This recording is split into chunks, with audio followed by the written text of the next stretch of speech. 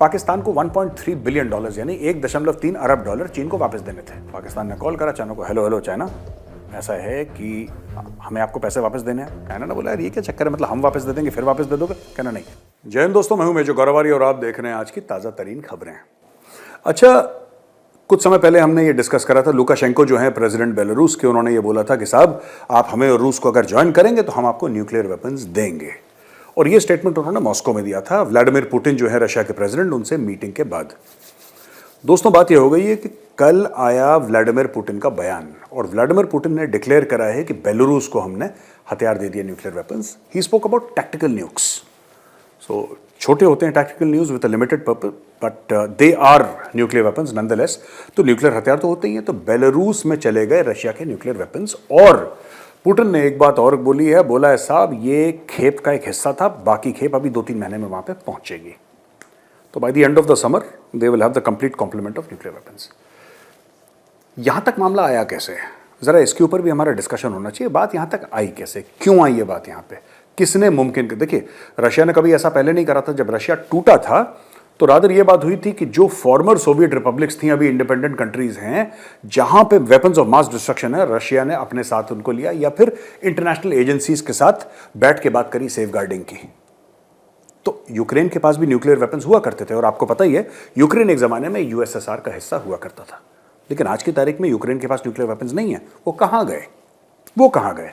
अब हम 1990, 91, 89 वहां से डायरेक्टली आते हैं 2023 में, यानी कि अब के समय पे। पिछले साल लड़ाई शुरू हुई, अमेरिका को बहुत अच्छा मौका मिला, वेस्ट को बहुत अच्छा मौका मिला कि क्योंकि रशिया ने अटैक करा था यूक्रेन पे, तो बोला कि साहब इस बार रशिया को ना सॉर्ट आउट करते हैं अच्छी तरीके से, तोड़ ताड़ दो, रशिया को खत्म कर दो। उनका ये कभी एम नहीं था कि लड़ाई रुक जाए। जैसे मोदी जी ने बाहर जाके ये बोला ना कि this is not the time for war, this is not an era for war, ये युग वो नहीं है लड़ाई झगड़े का।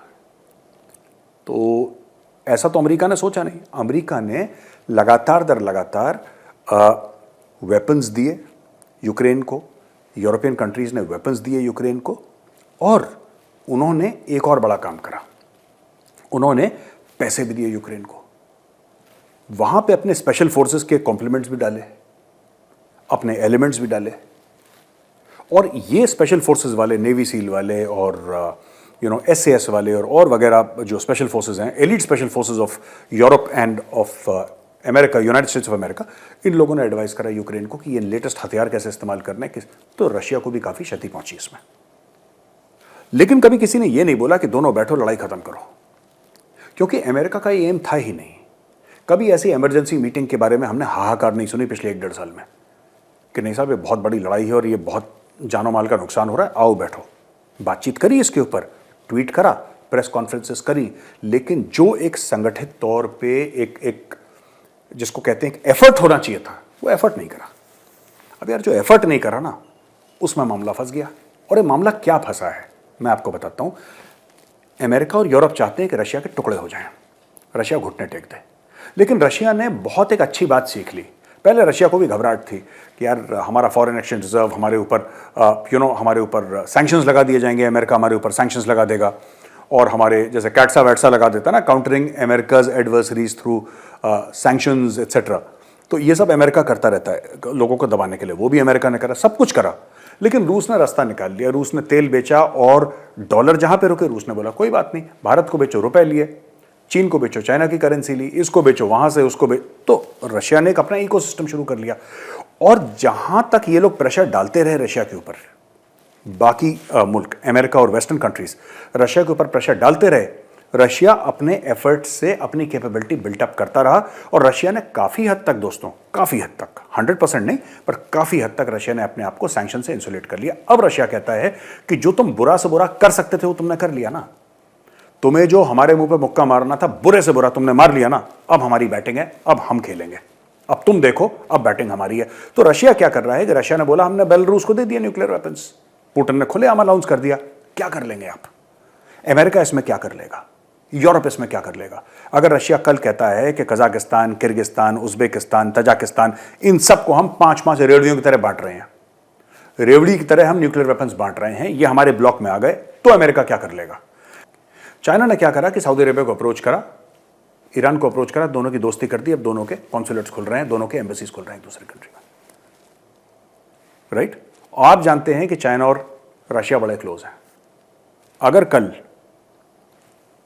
विथ चाइना बैकिंग इट, अगर ईरान कहता है कि हम रशिया को सपोर्ट करते हैं और चाइना के कहने पे रशिया जो है न्यूक्लियर वेपन्स ईरान को दे देता है, पूरा मामला जो है डिस्टेबलाइज हो जाएगा, पूरा मामला डिस्टेबलाइज हो जाएगा, क्योंकि रशिया दे सकता है और आप रशिया का कुछ नहीं बिगाड़ सकते।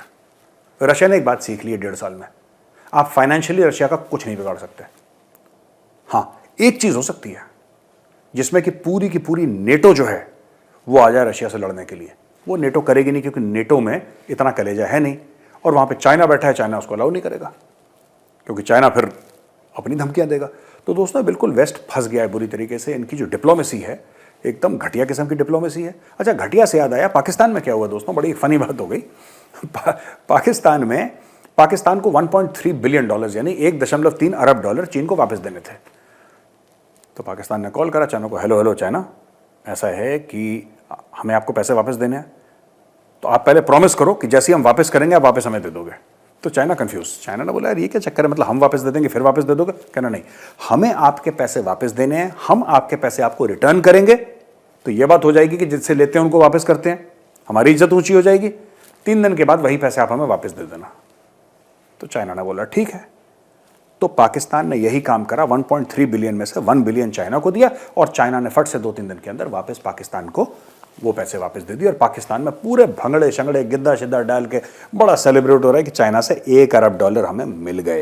ये वही थे जो पहले ही से मिले हुए थे, जो वापस करके उन्होंने मुझे अकाउंटिंग बुक्स की कोई धांधली वांधली करी है इन लोगों ने।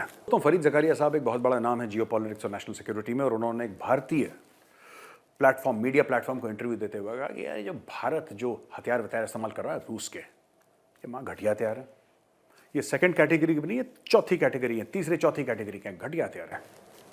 उन्होंने बोला कि भारत को यूएस के साथ रिश्ता बनाने में बहुत फायदा है, भारत एक गरीब देश है, अमेरिका एक अमीर देश है, और इस रिश्ते में भारत को ज्यादा फायदा, अमेरिका को कम है। तो मैं ज़कारिया साहब को 2-3 बातें कहना चाहता हूं। सर, ये सब ना चूरा ने दर मत बेचिए, ये भारत में चलेगा नहीं कि अमेरिका बहादुर आ रहे हैं, वायसरॉय जैसे आते थे अंग्रेजों के और यहां पे घोड़े हाथी लग गए उनकी सलामी देने के लिए, तो ये होने नहीं वाला है। पहली बात क्लियर कर लीजिए। दूसरी चीज, ये जो आप कहते हैं ना रशियन हथियार, आप यूक्रेन की लड़ाई देखिए, रशियन हथियार बुरे हैं।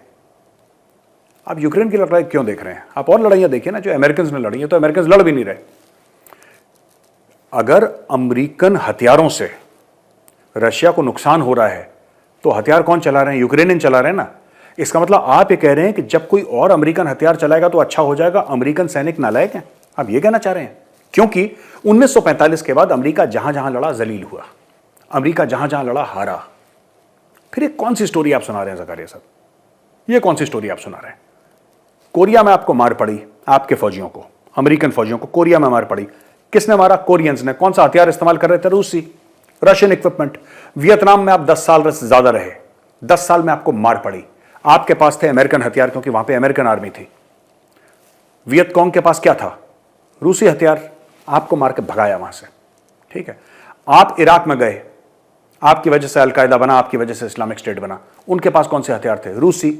आपके पास अमेरिकन। यानी कि उनके पास घटिया हथियार थे, चौथे ग्रेड के हथियार, आपके पास तो फर्स्ट ग्रेड के हथियार थे। आप लोग आए तालिबान से लड़ने के लिए अफगानिस्तान में, क्या हुआ? 20 साल तालिबान ने आपको लोहा लिया आपसे, आप भाग खड़े हुए रातों रात 15 अगस्त को, रातों रात आप गायब हो गए वहां से। आपके पास थे टॉप क्लास अमेरिकन हथियार, उनके पास थे टूटे मुट्टे 4th कैटेगरी के रूसी हथियार।